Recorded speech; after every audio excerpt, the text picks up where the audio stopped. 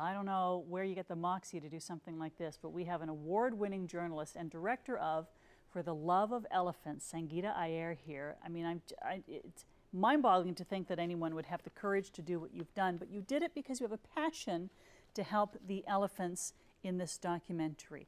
What made you, tell me about the situation and how did you become aware of it?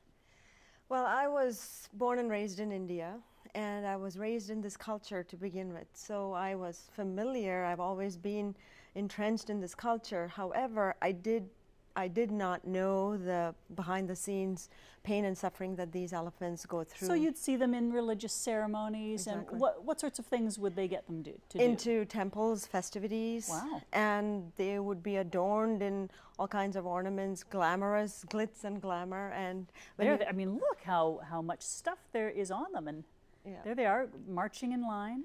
Exactly, and it's one of those things where it's easy to get drawn into the glitz and glamour, but the pain and suffering that they endure is just enormous, and it's unexplainable, frankly. You've got to be there to see it. When I was there in India in December filming this, and I actually took a mini camera and I was filming it.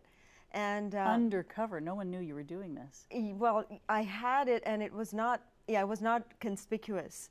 Let's leave it at that. It was a really dangerous task that I undertook. You're right, and I actually witnessed a blind elephant being led in the procession, and you know, some of them with massive tumors, and you know, it was just really painful for me to watch that. And I thought to myself, you know, when I was a child, I used to enjoy these things just as many people are. But when I went to the temple and the behind-the-scenes footage, all these decorations and, you know, these phenomenal celebrations turned out to be really a painful occurrence for these elephants. And so I said, I got to do something about this. And that is when I decided that, you know, I have to produce a film. And I've always felt a soulful connection with these amazing animals. And so for me, I thought, you know, this is my way of doing something for them and essentially creating awareness. So the purpose of this film is to primarily expose the abhorrent torture that these elephants go through, and essentially explain to people, get them to understand that behind all the glitz and glamour, these elephants are going through enormous pain and torture. When you mentioned the blind elephant, this elephant was not blind because of natural causes, you suspect, right? Yeah, absolutely. And I mean, I have no proof to show that the eyes were, you know, gouged out, but those are the kind of stuff that I've heard stories about. And I can only imagine, I mean, given that this is a blind elephant and you're still, you know, allowing it to march in the processions, that in itself is cruelty.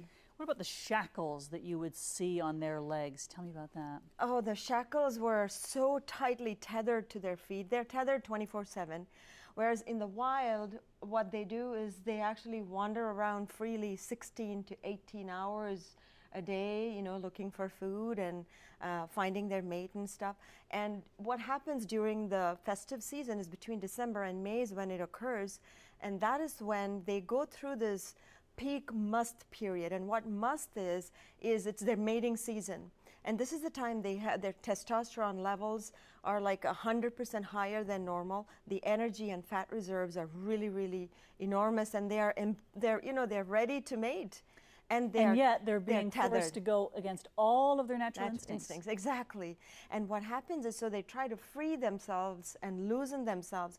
And in the end, the shackles get deeper and deeper and deeper, and it gets completely, I mean, some of the injuries that I saw was, and when you ask them, they say, well, it's natural. I said, it's not natural to tether them. They said, well, that's how it'll injure them, because they're trying to, it's almost like they're putting the blame on. So there's a lot of ignorance, and I just thought, you know, it's important to create awareness, because there's also a misperception that elephants have thick skin, and as a result, it doesn't hurt them. Well, they have thick skin, but even when a mosquito bites them, they bleed. That's how sensitive their skin is. Well, and socially and emotionally, there's such thoughtful, intelligent creatures. They are damaged deeply, aren't they? Absolutely. And because of the separation from their family, from their social hierarchy, and they're lonely, and so psychologically you see this to and fro movement. It's not because they're being kind and friendly, it's because they're struggling. They just don't know what to do. They're bored, and when they're in the wild, they're using their intelligence in so many ways, whereas when they're tied 24/7, imagine they have nothing to do, and they are so brilliant and so intelligent. What can we do to help you manifest change? Thank you for asking that question. So one of the things people can do is support my campaign. And I've launched a campaign on Indiegogo. It's called indiegogo.com/project/for the love of elephants. And they can contribute to whatever amount they can afford, $1, $5, $10, anything. And for every single contribution, they get something in return. And one of the biggest contributions I can give them back, one of the biggest gift of gratitude I can give them back is my own film. So they get to download my film when they contribute a certain level. And in the process, you're helping the elephants, you're helping me produce the film, and we are creating awareness. And the ultimate goal is not to finger point at people, because when you do that, you're basically creating conflict. My intention is to bring people together, all key stakeholders, and share with them the biology, the psychology, the intelligence. And I have some world-renowned elephant scientists that are prepared to speak with me about this. Good. Because they all want to find a way to sort of share this painful condition and the torture that these elephants go through. They can be part of these celebrations without the needless torture.